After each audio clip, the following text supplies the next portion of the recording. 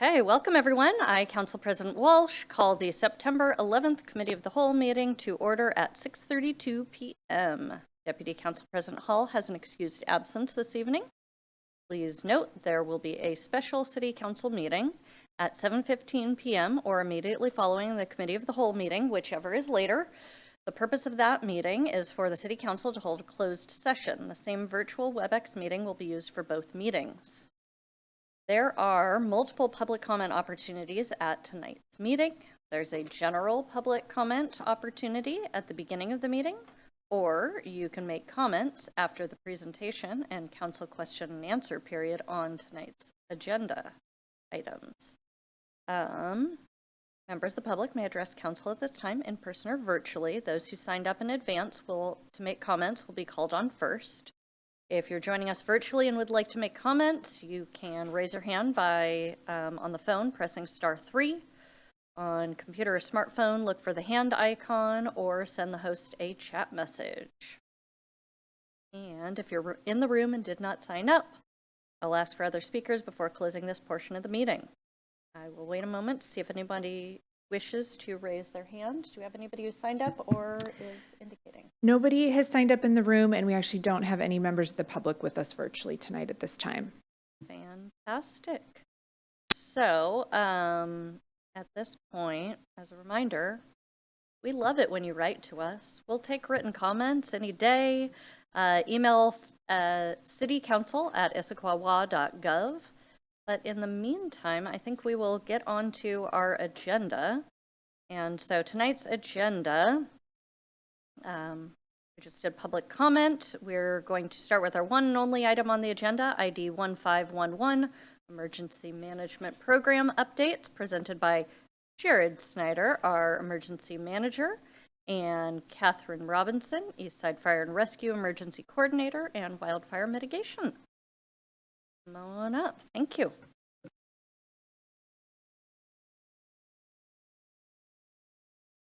And Jared, if you would press the button so that you light up there and we go. We can hear you. Thanks. Okay, everyone can hear me? All right, thank you. Okay, well, hello everyone. It's a pleasure again to see you. I was here about a month and a half ago giving you a brief update on just what we were planning for emergency management, but it's exciting that I get to be here again and have the opportunity to go a little bit more in depth.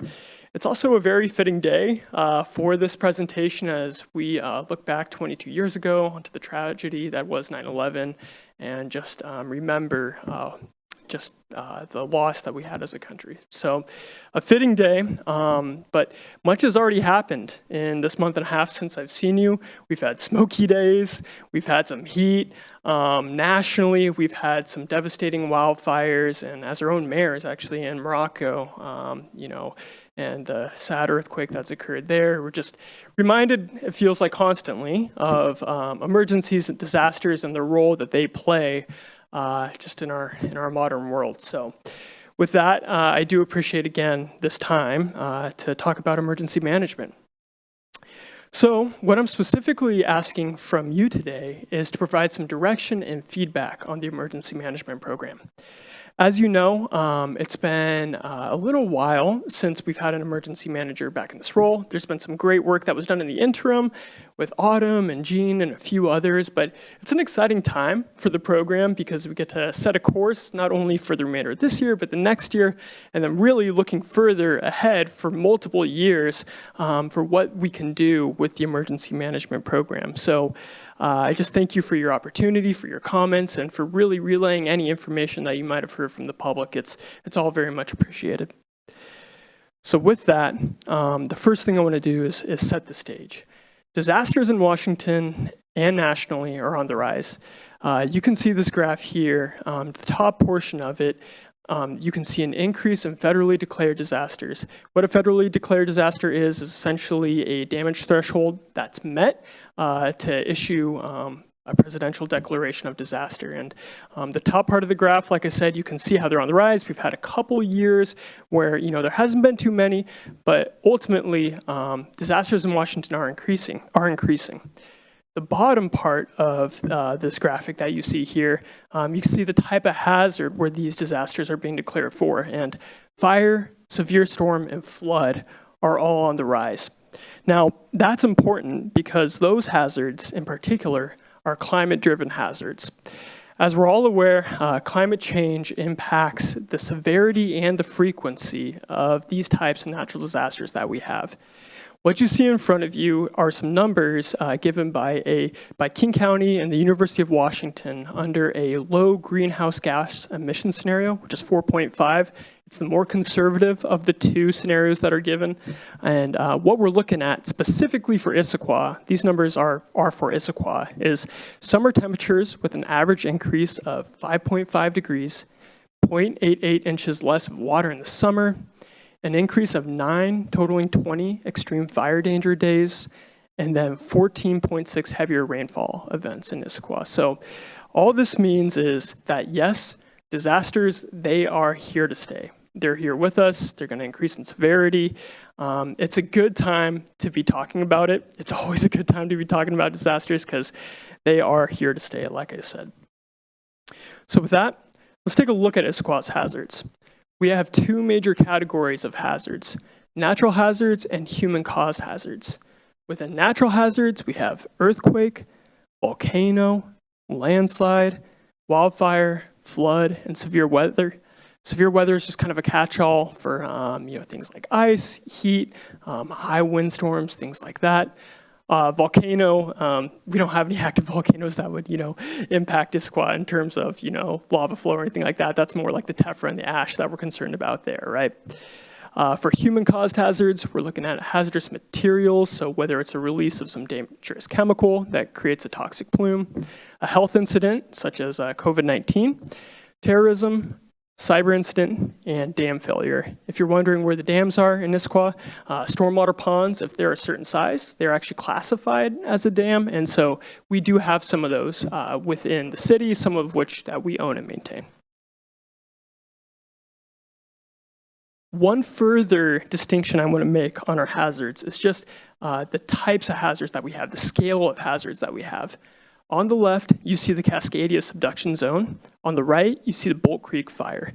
Now, the reason I'm bringing up these two different scenarios is because they look quite different in terms of government response and community resilience and what we need to do when it comes to responding to them. So diving in a little bit deeper, on the left for the Cascadia subduction zone, that earthquake, we'll talk a little bit more about it later, but it impacts Northern California, Oregon, Washington, and parts of BC. The Bolt Creek fire was an incident where it just impacted one town. So in the case of a Cascadia earthquake, there's going to be a higher premium and much more scarcity of resources and regional assets that we could take advantage of. There's going to be a lag time between government response, as many of our responders are victims also within an incident of that scale.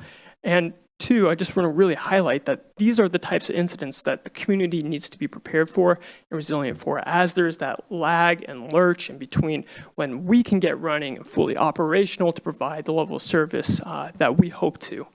For the Bolt Creek fire, incidents like that, for that incident, there was many regional assets available.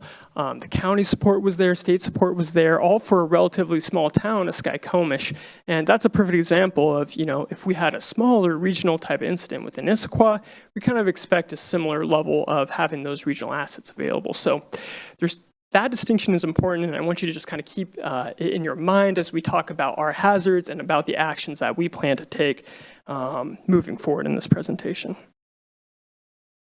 So we're now moving into a point where I'm going to talk about the 4 big hazards that I'm really interested in and that our program is going to be focusing on.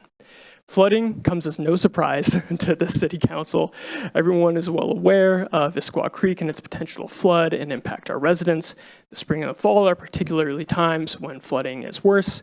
What you see in front of you, the blue is what we call the 100-year floodplain, and the orange is what we call the 500-year floodplain. What that means essentially for the 100-year floodplain is that there's a 1% chance of that flood occurring every year. 500 is 1 in 500. Now, you might be thinking those odds are kind of low, but that can be deceiving. For example, one town in Mississippi had 2 100-year floods occur back-to-back, and a third one that almost met that threshold in the span of 4 years.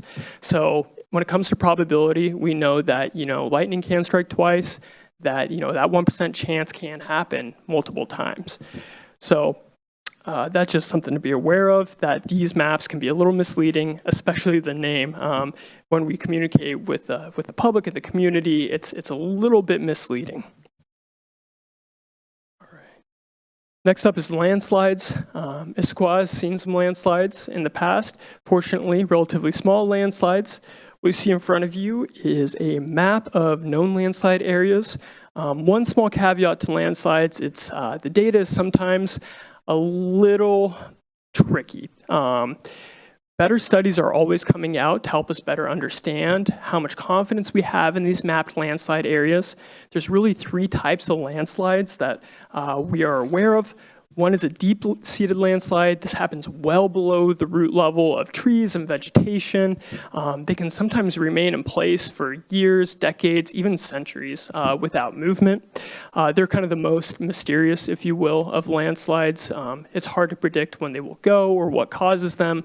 What we do know is that they typically tend to be secondary hazards, things like heavy precipitation events or large-scale earthquakes.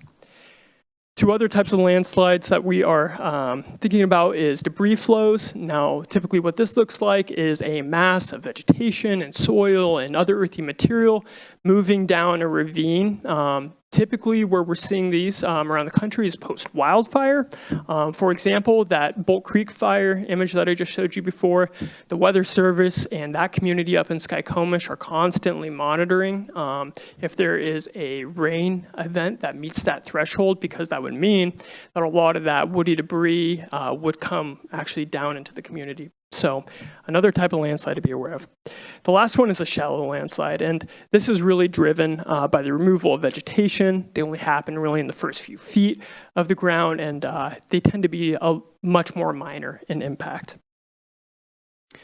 I should also say that better landslide mapping is hopefully on the way soon. I think the last study that was done in 2018 by the state, so we're looking for more information there.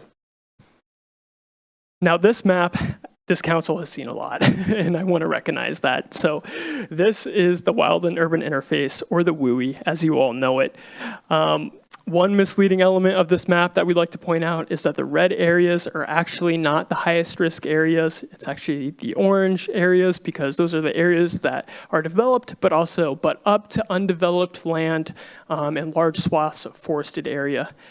With that being said, Issaquah, one of the wonderful things about it is that it has these wonderful hills and mountains and beautiful landscapes. Wildfire is certainly something that we're thinking more about in our program. I'm going to be addressing it all throughout this presentation, as well as Kat a little bit later. She has some slides from Eastside Fire and Rescue that will talk about some community protective actions. But one other thing I wanted to talk about before we move on from this map is, again, that this is not a true risk map. We are still trying to understand Western Washington's risk when it comes to wildfire. One thing we do know is that our risk does not remain to the same height as other areas of the West, like California, Nevada, Utah, you name it. As climate change intensifies and increases, our risk is increasing. And it's good that we are taking the actions that we are taking now as we begin to really delve into wildfire planning and community resilience. All right, the last one is earthquakes. And we talked a little bit about the Cascadia subduction zone. There's really 3 flavors of earthquakes that we have within our region. The subduction zone is where the Juan de Fuca plate meets the Pacific plate, and the plates will actually, one will rise over the other and create this large-scale 9.0 magnitude earthquake for that region I previously described. The good news is that our shaking velocity will not be that of a 9.0. It'll be somewhere closer, I think around 7.5, but the duration is also the tricky part of the Cascadia subduction zone. It'll be minutes of shaking, which is something obviously that we as a region are very concerned about. Again, also too for the scarcity of those resources and just the wide scale impact of an event like this. The lines that you see on this map are actually from the Seattle fault zone. The Seattle fault is a shallow earthquake. That's actually coincidentally the same type of earthquake that's just impacted Morocco. It is around a 7.0 type earthquake fault. FEMA estimates that this will actually be our most impactful earthquake is the Seattle fault zone in terms of property damage and loss of life. So it's one that we're certainly interested in. Its reoccurrence interval is somewhere around every 1,200 years. But again, the geology on it is a little uncertain, and we're still trying to understand more about that fault. But those lines that you see in our map is driven from that fault zone. The last type of earthquake is deep earthquakes. That is what the Nisqually earthquake was. Again, our scenario looks actually somewhere around a 7. Typically, deep earthquakes tend to be a little bit less impactful than the other two types. One other element of the map that I want to draw your attention to is the red area, which is the liquefaction areas. And essentially what that is a phenomena where kind of certain types of soil kind of liquefy during that extreme shaking. They tend to not be life-threatening. It's not a life-threatening ordeal, but what it does do is cause a lot of damage, obviously because foundations rely on the ground being firm. So as no surprise, the river valley, the creek valley is that area where we have that type of material that is more prone to liquefaction. All right. We're through the scary part of the presentation. Now we get to talk about what we're gonna do as a community. So thank you for bearing with me through that. My intention is not to scare with this presentation, it's to inform. And frankly, it excites me because it shows that we got a lot to do and we can do a lot to lower our risk. And so as a reminder, there's really 3 types of things that we are focusing, or 3 categories that we're focusing our efforts here as an emergency management program. We are focusing on operational readiness, risk reduction, and community resilience. So I'll be spending a little bit of time talking about each of those 3 major categories, talking about what we're gonna do as a city, and who we're really partnering with to accomplish these goals. So operational readiness. So the overarching statement for this is ensuring that the city is ready to respond to emergencies, small and large. So talking about that scale, right? The small scale we're ready for and the large scale we're ready for. So first, any response starts with plans. So the comprehensive emergency management plan is the guidebook for how and who does what in a disaster or emergency. So we first have to start there and make some updates to the CEMP and make sure that it's up to par and has all the necessary authorities ironed out, roles and responsibilities. So that'll be the first thing that this program will be focusing on. After that plan has been finalized, the Emergency Operations Center Guide is the next big piece and the next big plan up for review. So historically, Public Works has mostly held emergency management and the operation of the Emergency Operations Center within that department. We are in the process of getting more city departments involved, more staff involved. I'll talk about that a little bit more. But the Emergency Operations Center Guide is the document that describes how we go about actually running the EOC. I should take one step back. The EOC is where we coordinate any emergency and disaster. So we're gonna go through, we're gonna refresh that plan, we're gonna make sure it meets the needs of our city, that it's flexible and scalable for those small scale and large scale incidents. Next comes the training and exercise plan, and it's just like it sounds. That's what we use to monitor how we are doing as a city in our exercises and response. It identifies standardized training that employees will need to take to be operating within the Emergency Operations Center. It's a crucial document to measure how we're doing at any moment in time. So after the plans have been ironed out, we will train on those plans.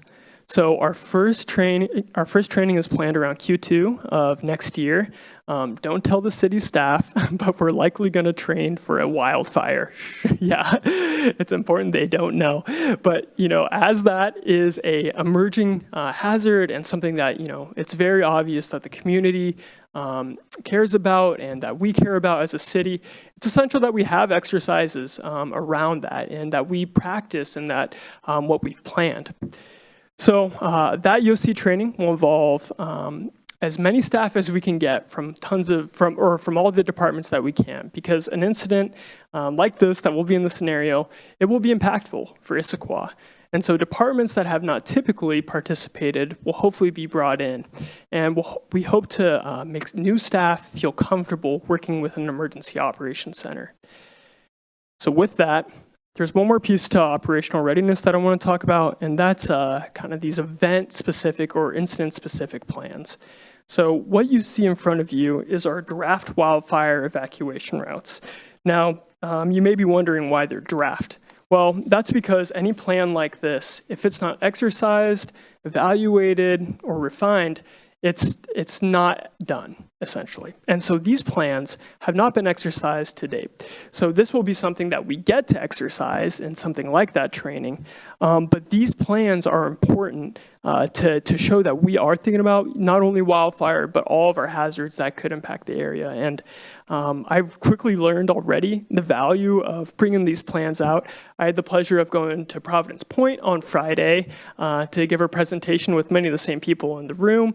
It was a great presentation. There was probably about 80 people, standing room only, and back into the kitchen. It was really well received, and it was a great talk. But something that came up was they took a look at these draft wildfire evacuation routes in that community, and they said, you know, us people in the Forest Village, which is part of Providence Point across Jacobs Creek, they have their own evacuation route identified that actually cuts through some forested area that wasn't identified on this plan. So the reason I bring that up is just to show the importance of bringing these types of plans out to the community, to train on them, to vet them, and to refine them ultimately. So more on this to come. You'll hopefully see, much more around the specific topic of evacuation. Jared, before you move on, Yes. we've got a question. Yes. Councilmember Martz? Yeah, I had a question a couple months ago about, you have a number of places where you have these emergency secondary routes out, like Talus. I'd asked about Forest Rim and about the possibility, there's an old forest road, and whether we would consider looking at developing a secondary route off of the mountain, or off of Forest Rim, such that if Mountainside, or Mount Park, I was going to, if that, you know, that's had erosion issues in the past where it's been close to being closed. Okay. And I was wondering what, if anything, was done with my quest to take a look at that old forest road. That actually, it's an interest of mine because it runs adjacent to the edge of my property.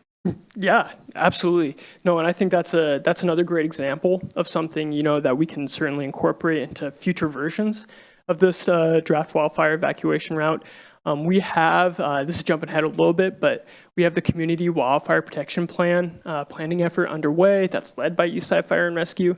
And that is a perfect type of action that is identified, that you are identifying, that we can do as a result of that planning, is to actually take a look at that road, to understand its viability, understand, you know, is there anything impeding potential egress out of there already, and ultimately, if it is viable, we should certainly identify it on the map. So, well, I did ask from the dais a few months ago about it. Okay. So yes. So currently, nothing has happened with that yet, but I'll be sure to make sure that something does in future versions. I think it's important. There's enough folks up there, and because there's only currently one way down off the mountain, and because it's already prone to risks. You know, like I said, it had erosion issue a few years ago where it was almost closed, and they had sort of emergency work to keep the road open. So it's not beyond the realm of possibility that it wouldn't take even a particularly bad disaster, just a bad winter, you know, and then having another way out of Forest Rim would be really important to the residents. Yeah, thank you for making me aware of that again and bringing that up. I appreciate that. Another question, Councilmember DiMichele? Okay, I hope I'm not repeating Councilmember Mart's question, but you know, we hear from the people in the Highlands and also in Talus that, well, there's only one way out of the Highlands and it's a dangerous situation. We hear that from Talus too, and I noticed on the map that you've got some alternate routes marked in red, emergency. Do we know how those would get open if it was a sudden emergency? And are the people in the Highlands and also in Talus aware of these alternate routes and how to get out if they had to get out?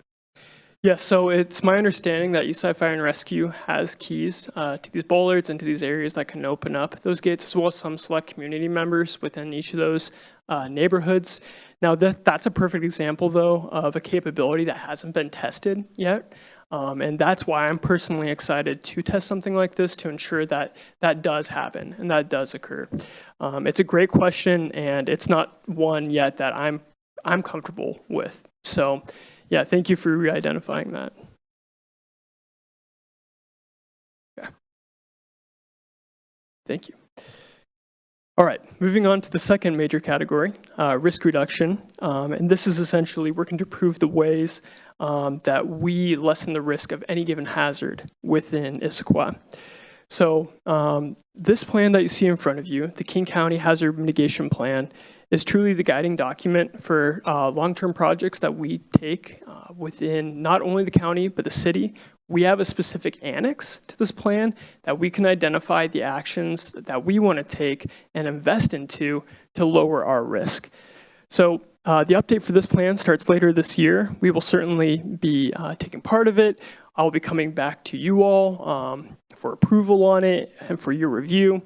And as I said, this is our chance, though, within this document to identify those things that we can do for our community that will truly reduce the loss of life and property. So I think it's a great opportunity for us all to already be thinking about these things that we know from our community that they would like to see, these areas that are reoccurring problem areas. If we can do something to reduce our risk in the long term, that is value added to our community, and that's an opportunity where we can identify those within that plan.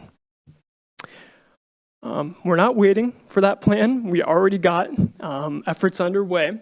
I've referenced one of them, the Community Wildfire Protection Plan that Kat Robinson here, that's joining us today, is leading up. Issaquah is partaking in it, and this Community Wildfire Protection Plan is, again, Issaquah's opportunity to talk about some of these hard questions about evacuation, about like the identification of secondary routes, about the status and the quality of those roads, about our plans, to talk about home resilience, right? So what are the actions that you can take on your property or that your neighborhood or community can take to lower the risk of wildfire? I know that there's been some conversation too, just about things like metal roofs and HOAs and the guidance around those. And this is really a perfect opportunity for those neighborhoods to have those conversations to determine if they feel as if their risk reaches a level that they want to consider taking some of these actions. So the CWPP, the Community Wildfire Protection Plan, is truly, again, an opportunity to have some of these conversations with the community, with the city, and with our partners. One other element is critical infrastructure that we get to identify. So Wally actually sent an article this morning to Autumn and myself about an individual in the Gray Fire over in Spokane who drove into the fire to turn on the community well so that they could pump water into fire tankers to fight the wildfire there. And fire flow and the access to water, comes as no surprise, is essential to fighting wildfire. But it got me thinking about in Issaquah, what does our fire flow situation look like, right? Do we need a harrowing act, from an individual to go turn on something like a pump station? And, again, this plan is the perfect time to talk about these things and to fully understand our risk and what we need to do as a city to better protect ourselves from wildfire. One other major area that we're already working on is energy resilience. Power outages are common within Issaquah, and they are impactful. We have applied for grant funding to upgrade the generator at City Hall from a 300 kilowatt to a 500 kilowatt generator to fully service that building in the case of a power outage. We are trying to take advantage of a federal grant that is a 75% federal share, 25% local, so more to come on that soon. And then 2, resilience hubs are currently are underway. Issaquah got a grant to look at identifying an area that can be used as a resilience hub. If you're unaware of what a resilience hub is, that's a localized area, typically powered by green energy, that can serve as a community meeting place, resource center, and information consolidation location for communities and our residents to go to in the case of an emergency to receive information and help. So more to come on that. That's as a result of Stacy and her team's good work, Stacy McKinstry. So if you can't tell, I'm a little excited about grant opportunities and about these risk reduction efforts. I truly see the potential for Issaquah to have some large projects. The reason why I don't feel like that is overly optimistic is because we are seeing other communities around the United States have large projects funded, whether it be vertical evacuation shelters in Washington or microgrids in Chicago. $42 million for wildfire risk reduction work in Sonoma. There are big projects that are getting funded at a federal level, and there has never been this much federal grant money. So I do want to take seriously the opportunities that we have to dream, to think about these big projects, and hopefully take advantage of them and compete in some of these federal grant rounds to make a meaningful impact for our residents. With that being said, there's a few of the major grants listed here on this slide, but really there's so many more available too. All right, now on to the final and third element of the emergency management program, and that's community resilience. And we're working to improve the ways that we inform and prepare the community for disasters. So there's really three major takeaways that we would like the community to have. That's 1, sign up for emergency alerts. 2, build an emergency kit. And then 3, have a plan for you and your family. So we've already had some public education and communication already underway about wildfire. You may have seen from the city Twitter account that we've made some tweets trying to raise the awareness around wildfire and about the potential risk in Issaquah. More is planned for September, as it is National Preparedness Month. We are doing a few special things, one of which is we're going to create a new video highlighting actually myself, kind of introducing myself to the community as the emergency manager, talking about those 3 priorities. We're going to do an ad buy for Alert King County. I'll talk a little bit more about that. And then 3, we're actually going to hang this banner that you see at the bottom of this slide, Disasters Don't Wait, Make Your Plan Today, over Front Street. So it's already completed, and we're going to get that hung. So we are excited about those current efforts underway. One other thing I did want to mention before I move on from this slide is that, we know that disasters don't impact our community equitably. We know that disasters do hit certain populations harder than others. And so as a rule of thumb, we want to spend about 80% of our time trying to reach the most 20% vulnerable of our population. So that means, that we're going to try to have more intentional inroads and get more services to, communities that we haven't typically done so in the past. So that will be an overarching theme that you'll see not only in community resilience, but also for our risk reduction work. It's important to note that, yes, that disasters do indeed, have uneven impacts on our communities, and that we are privy to that. All right. Alert King County. So last time I was here, I talked a little bit about Alert King County. What you see on your screen here is 2 A-frames that we've actually developed. These are actually posters that will go into those A-frames that are at community events as well. One of them has Issaquah's Wildfire Country and as Disasters Don't Wait. Both those hyperlinks take you to sign up for Alert King County. And while we're here, I just want to remind everyone that Alert King County is our local emergency alert system. That is the best way that people can receive notification about anything happening within the town of Issaquah.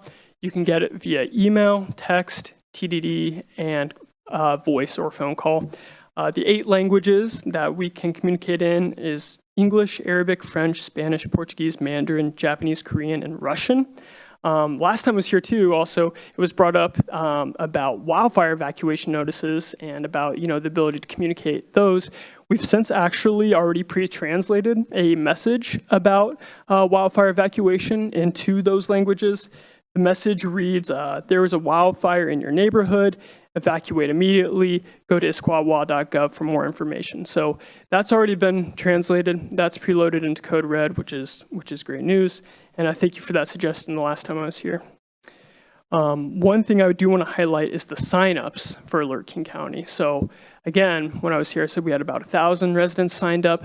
I'm happy to report that we have about 1,200 now signed up over the course of the efforts of our communications team. We've seen a pretty sizable increase given that the system has been around for 10 years. 200 more people signing up in that time span is good. That's a good thing. I think that's a sizable increase. We'd obviously like to see many more. One other thing is that I would like to say that we have the ability to reach so many more residents within Issaquah. Code Red, while we have 1,200 signups, it has 16,000 other contacts already within the system. Those 16,000 contacts come from publicly available resources, such as the phone book. So totaling that, we have about 17,000 people within that system. But Alert King County isn't the only emergency alert tool that we have. There's 2 other systems. Wireless emergency alerts. You're probably familiar with that system via Amber Alerts. If you receive Amber Alert notices on your phone, that is the wireless emergency alert system. So King County manages that system for us. If we want to send a message through WIA, we go through them. But Issaquah has the ability to send those notices as well. Community members need to have those alerts enabled on their phone. One of the benefits of that technology resource or that solution as well too is that we can actually have travelers or non-residents receive those notifications too. It works as a geofence around an area, so anyone within that geofence or traveling through that geofence will get that alert. Those messages can also be sent in English and Spanish, excuse me. One other tool that we have available is the emergency alert system, and that is commonly known as like the 3-tone radio message that you've also probably heard. Now that system is also managed by King County. It's used sparingly because whenever an alert is sent over that technology solution, it hits 7 counties. That message plays in a very wide radius, and so it can create some confusion, for the other impacted areas. But in a life safety event, it's something that could be sent. So I wanted to take a moment and just kind of talk about more of our tools because it's not just Alert King County, right? We have much more at our disposal and much more ways among other traditional methods like Twitter or, even door-to-door notification that an event is happening. So it's not just those 1,200 residents that have opted in that would receive notification. We can reach more than that. All right, preparedness kits. Oh, was there a question? Oh, sorry, no, okay. Preparedness kits.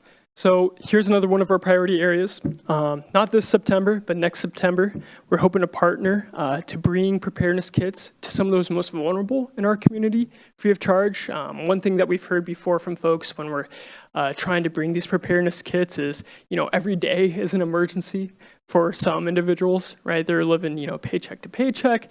They can't set aside the funds to build their own preparedness kit. So there is grant funding and resources available and even partnerships that we could try to get or try to take advantage of to get these preparedness kits into the hands of those most vulnerable 20% of our population. More to come on that next September. For all residents, though, we're also pursuing to get discounted rates and prices for ready-made disaster kits next September, working with some of the more major and established preparedness kit vendors. There's quite a few of them, so we'll try to explore those partnerships too to ensure that, yes, all City of Issaquah residents have the opportunity to take advantage and get a preparedness kit. All right, volunteer support groups. So I'm joined today by Bob Otis and Bruce Wendt from Issaquah CERT, who some of you may know as 2 of our instructors, but also as our CERT Council president and longstanding CERT members and board members. I'm very happy to have them in Issaquah. It was actually one of the main reasons why I wanted to come here as an emergency manager. It really showed me that the community took emergencies and disasters serious. And I'm happy to say that Issaquah has the most robust CERT that I've seen personally. So it's a great program here. It's great to have their partnership. We want to continue to promote and support that program because truly, in those large-scale incidents, your neighbor might be the one who saves you. And there's no better way to have them be able to do that to go through a CERT class. And so I'm very happy to have them here. I'm very happy to have their partnership. To that effect, we want to find new ways to involve them to ensure that our CERTs stay engaged with the program, that they feel valued and utilized. So one such way is, I know this has happened in the past, but the Rapid Impact Survey is an exercise that is coming up in a couple weeks. I believe they just had their training this last weekend for it. But really what this is volunteers assessing damage to key pieces of Issaquah infrastructure post earthquake or another impactful disaster.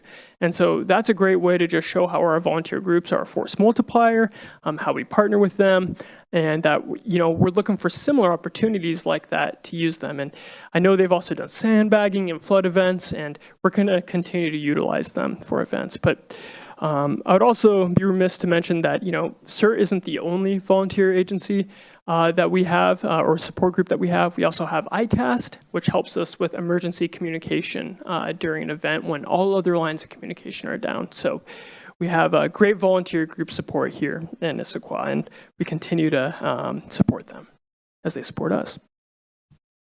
And so lastly, outreach events. And, some of you may have seen me at National Night Out. I know I saw some of you. Those events are great ways to hear from the community, to give them an opportunity to talk to me about what they're seeing, and vice versa, better ways to prepare. And so among National Night Out, like I said, I was at Providence Point last Friday, and then we're at Talus tomorrow for that annual HOA meeting. Salmon Days, and then we have another one at Timber Ridge coming up in October. So all those touch points with the community are great, and we plan to continue to have those out in the community, and are currently looking for more ways, to get to some areas or to some folks that we've never talked to before. So that'll continue to be part of our program. With that, emergency management is a team sport. There is one emergency manager in our city, but everyone plays a role in emergency management. And as I've said before, with CERT, we have great partnerships, and we are also fortunate to have someone like Kat Robinson from Eastside Fire and Rescue, who is already working within our community doing wildfire risk reduction work. So I'm going to invite Kat up now to take the podium to talk a little bit about that program.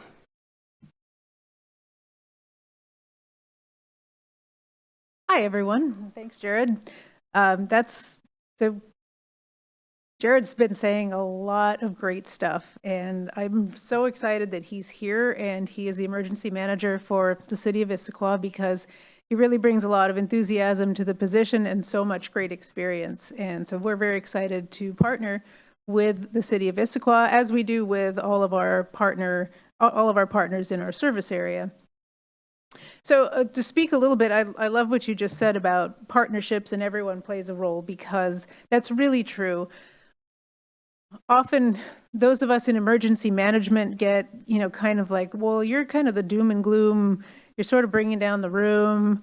You're a bit of the sky is falling, Chicken Little type, and we're just sort of that grim person at the table that says, well, you know how that could go wrong? X, Y, Z. Here's all the ways that could go wrong. But there's a bright side to that. And the way I always like to put it, and some people have heard this a dozen times, so apologies if you have, but what I find makes emergency management very accessible to people is to describe us like event planners. Only we don't plan for weddings and parties, we plan for bad days. And our job is to think about all those great things that the city is doing or our region is doing and think, that's great, but also how could it go wrong?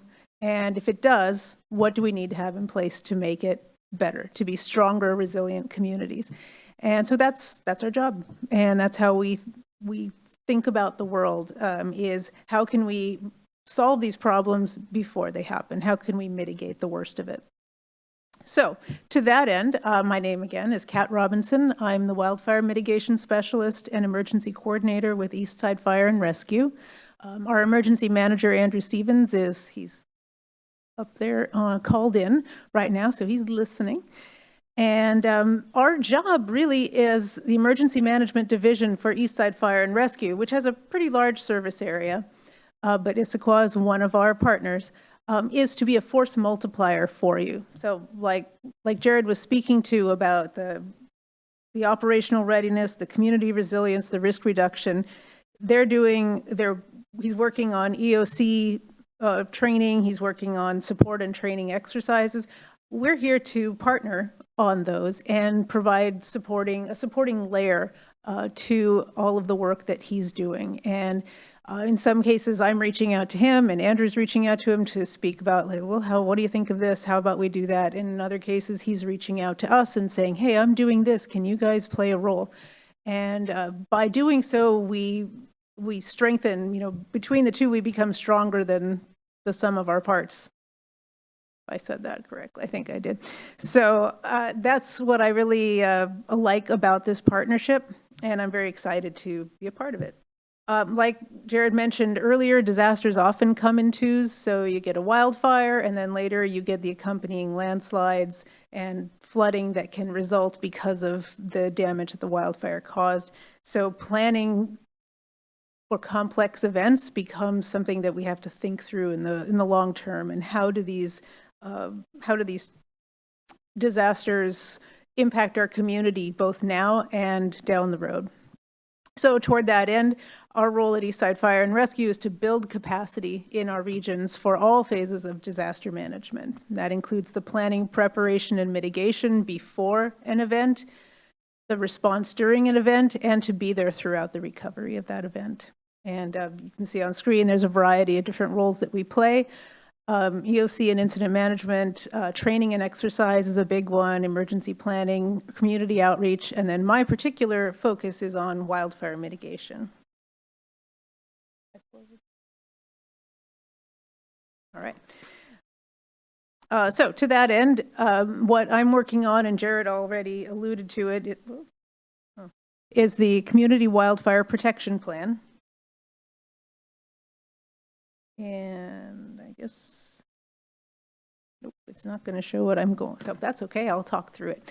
So the Community Wildfire Protection Plan really focuses a great deal on collaboration with our partners.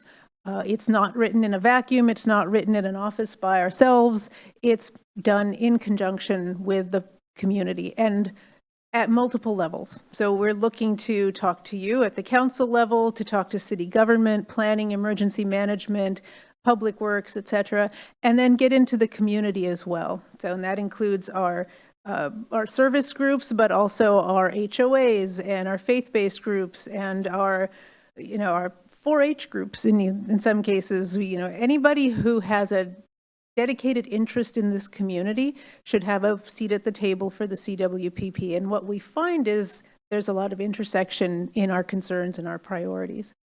And through those discussions, we identify what are our highest areas of risk and what are our highest priorities for mitigating those risks. And then the plan seeks to identify those projects, see those projects to completion in partnership with our service area partners, and then move forward, reassess, and then move forward with what are the next steps. So to that end, one of the primary goals of the plan we've already launched, and that is our wildfire risk assessment program.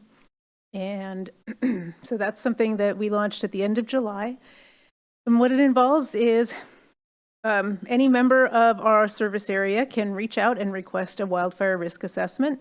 They'll come out to your home. We evaluate the area around the home. So you can see in the picture here, this home didn't burn down in a massive wildfire. Why? There are a number of things that you can do around your home, surprisingly simple things that can greatly reduce the ignition potential of your home and greatly increase the chances that your home will remain safe during a wildfire.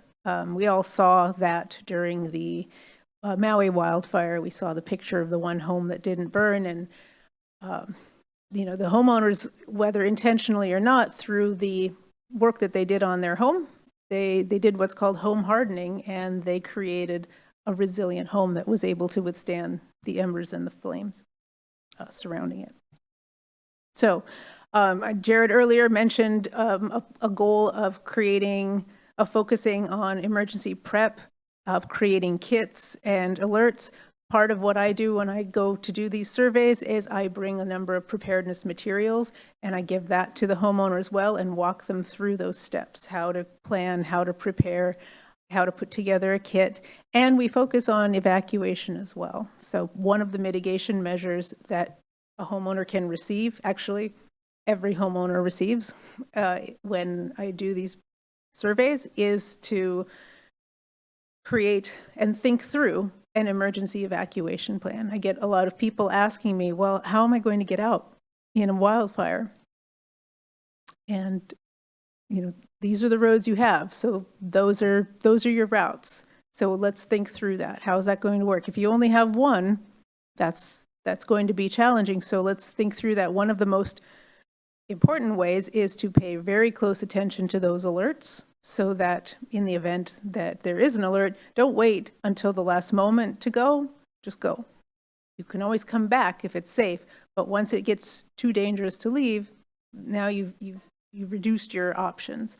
And the other option is to plan for sheltering in place, and that's something that we're working on, how we want to talk through with people and make sure that they have an alternate plan in place.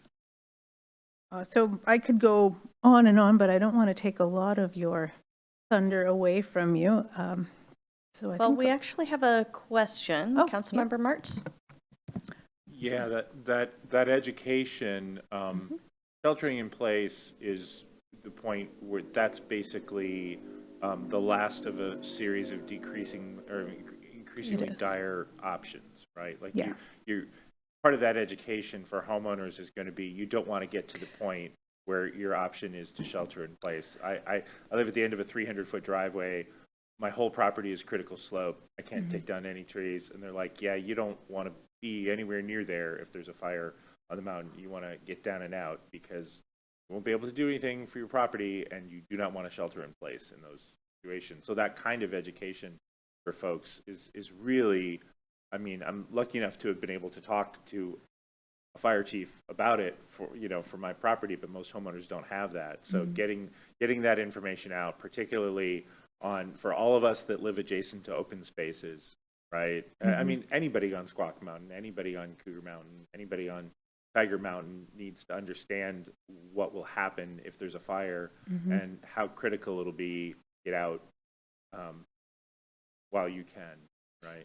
Absolutely. Sheltering in place, I hear that, it just gives me goosebumps because you don't want to ever have that be your best op.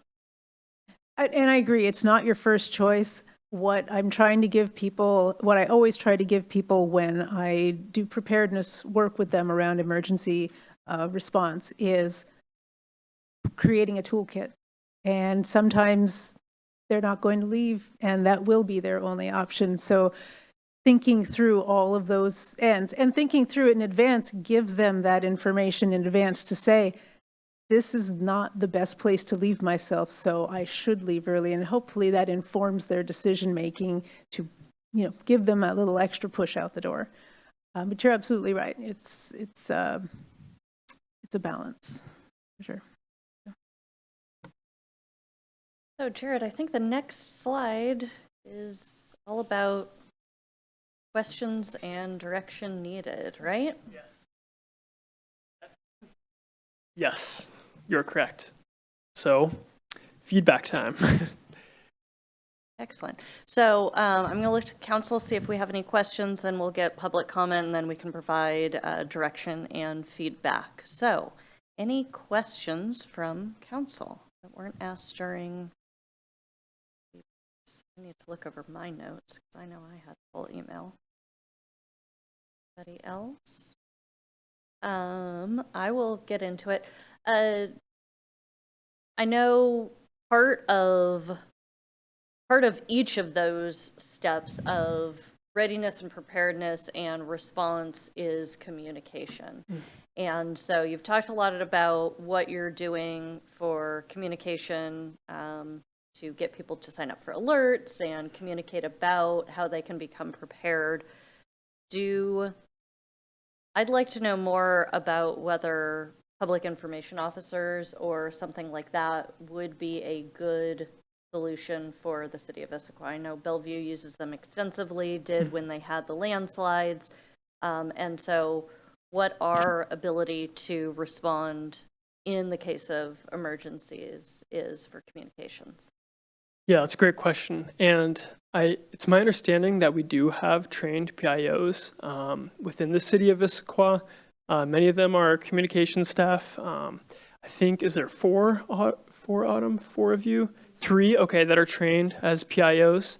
When we do have an emergency, they do put on that hat and serve as that joint information system and help to push any emergent information out. That being said, we could always use more.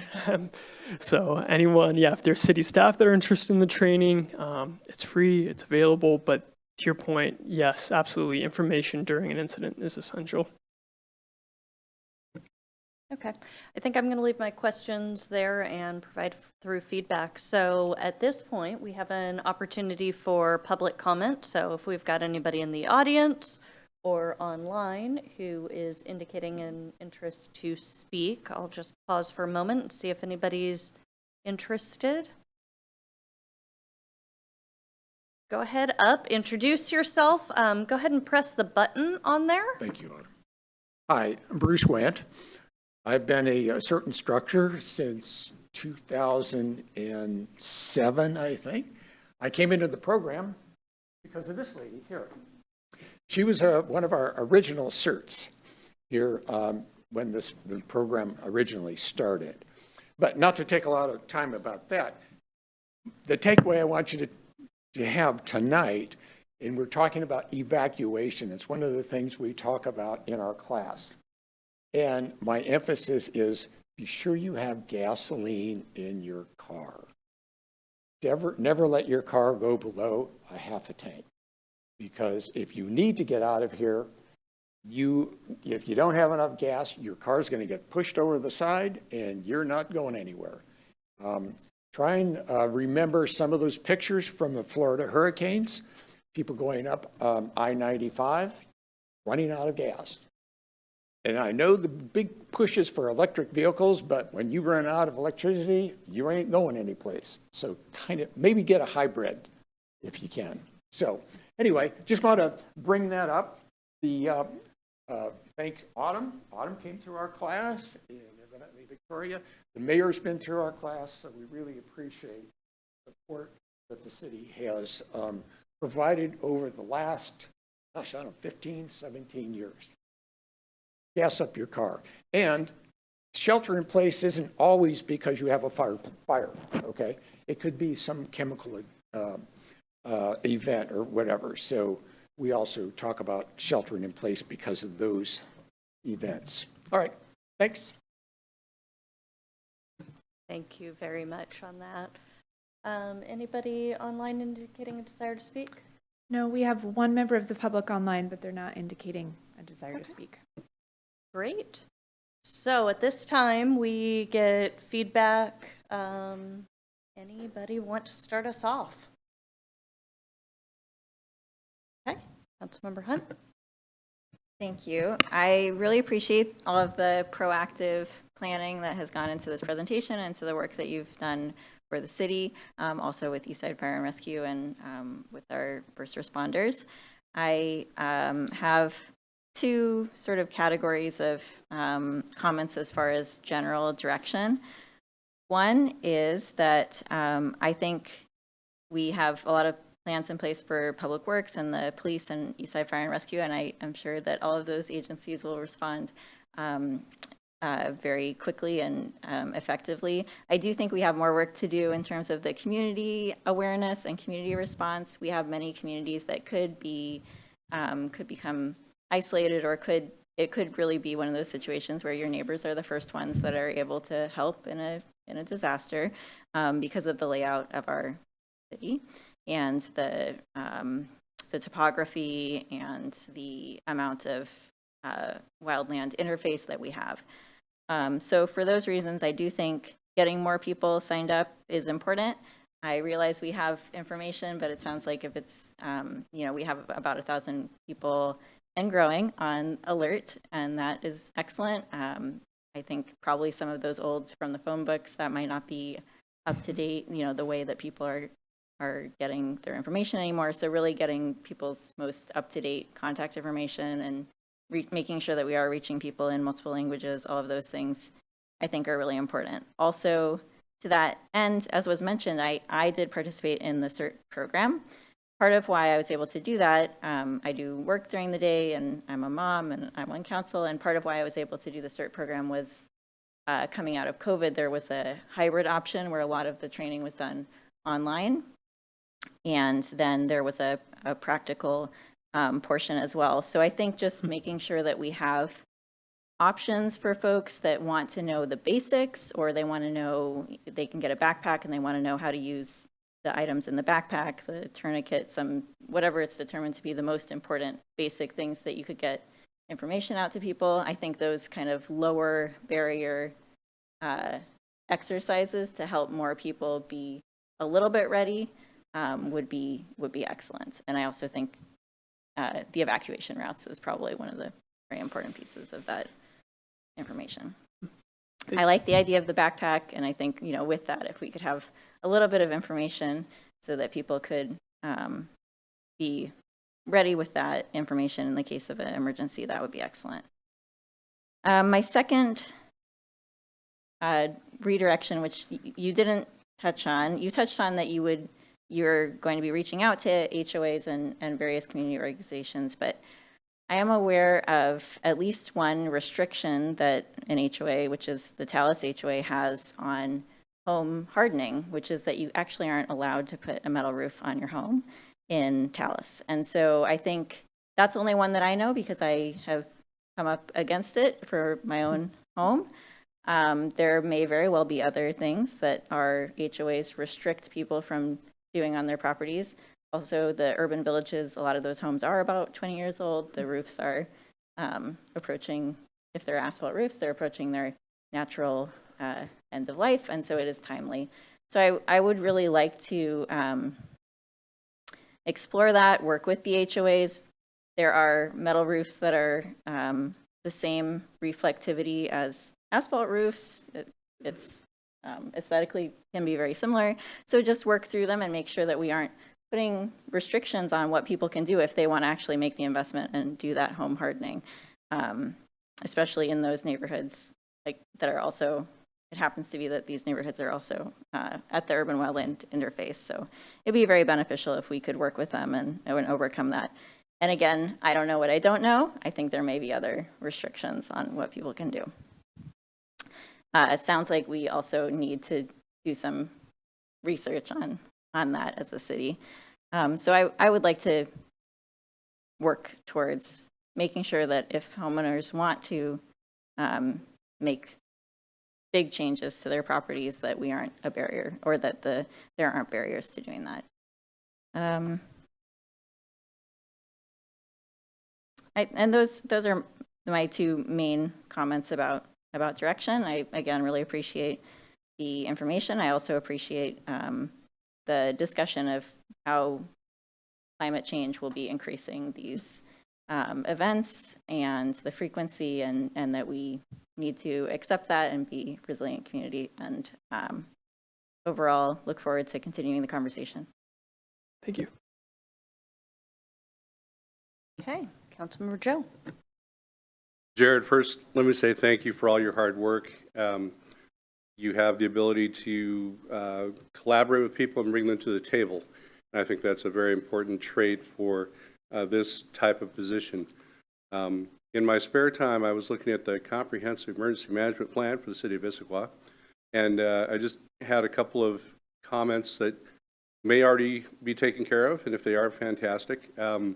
Obviously, the city council is responsible for keeping the continuity of government for the legislative branch, and that is done through our appointments or other processes that we have in place.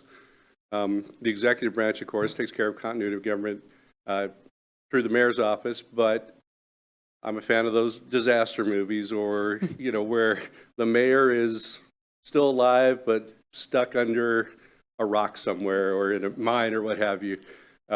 Do we have a continuity of government plan in terms of who does what. And I just don't want us to have a situation where, council president and the police chief and the fire chief all think 3 different things should be done. And then you probably have talked about it and gone through those. Just want to make sure that we have, so that we have smooth operations in the event that things are distorted or out of people are out of communication and our normal lines of communication aren't open. We depend so much on our cell phones, and if the cell phone towers are down, we did in the past had a pretty robust CB system, citizen band system, but that certainly is going away as our generations get older. Just want to make sure that we have a clear continuity of government and a clear communication plan in the event that cell phones go out. I want to compliment the comprehensive emergency management plan, the 200-page document that's there. I don't think that any big changes need to be made to that as a compliment to all of the hard work that you and your predecessors have done, but I look forward to the product that comes out from that. Thank you. Thank you. And to answer the continuity of government question, I mean, that's a standard piece at any point. Council president serves as mayor pro tem, deputy council president. After that, seniority of the council. Seniority of council in terms of years served? All right, and continuous years served, right? Continuous service. Unless the council changes its rules, yes. Thank you very much. I appreciate that. I got to get that clarification, figure out where in line you are. Appreciate it. Appreciate it. Anybody else have any comments? Councilmember DiMichele. Thanks. I wanted to say I really appreciate the enthusiasm we heard tonight and the energy that's going into this the planning for the quote-unquote event. So I live in a condominium down on Front Street, and a couple of years ago, Eastside Fire and Rescue came and gave us all a overview of what would happen if we had a major earthquake, if we had a wildfire, and so forth. So I really appreciate that. I learned a lot from just it was about an hour-and-a-half session.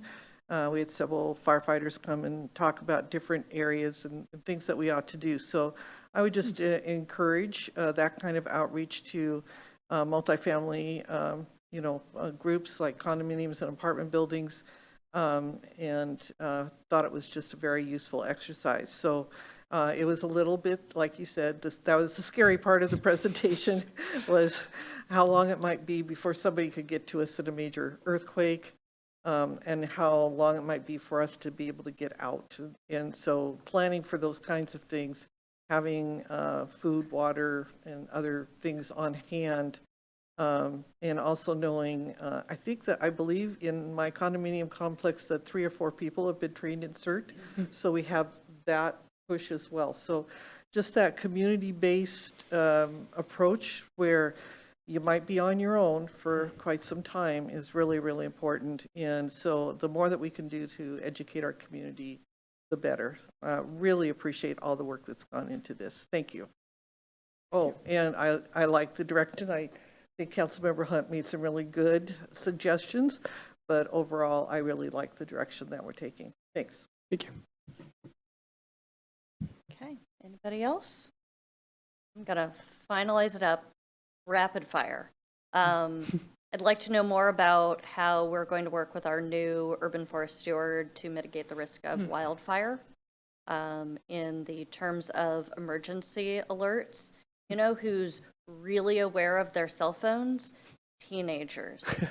So I might just make a suggestion that we work with the schools, particularly the high schools, and encourage them to sign up and turn that alert on, and that will get to the households. I would really like to encourage you to think big about what our needs are as a community. I think the generator, the resilience hubs, all of those things are really important, and they're the type of things that we as City Council need to know about when it comes to budget periods. so that we can really make those big decisions about, hey, where are we putting our money, and keeping those needs in mind there. I will second that it looks like the comprehensive emergency management plan was last updated in 2022, so it seems pretty recent. I hope that's not a big overhaul or anything like that. Let's see. We already talked about language barriers. I think that's really important. I want to make sure that we're coordinating with the hospital, the schools, the retirement communities, the Leo House, any of those organizations that have that particular set of needs there. Really love that we've got CERT involvement. I attended. It was fantastic. Way scarier than your presentation. Way scarier. But I have everything underneath my bed now, and it's been years, and that stuff sticks with you. Really care about the evacuation options, those emergency access road openings. Really glad to hear that there's some training going on, because as much as it's there and some people know about it, want to make sure that it's really able to be utilized. Feels like communications, we still need some work there. You know, I've been discussing that a lot about all of our various needs, so just want to make sure that is considered. And then I'd love for at some point to know what the next steps and the next council touch point is. Again, all of those are just rapid fire questions to give you, get back to us. Didn't want to take too much time. So anybody else have any big questions? No. Yes. Madam Mayor Pro Tem, I'd like to ask Autumn to come up. There's one project I don't think we talked about, and that's our new partnership with Yakima County. Oh. Not ready for prime time? All right. We have a partnership with Yakima County, which we're going to talk to you about sometime. Okay, fantastic. We'll look for more information on that at some point. We're going to be the Palm Desert of Washington, so Springs away. Okay, We'll talk fantastic. So, Jared, need anything else from us?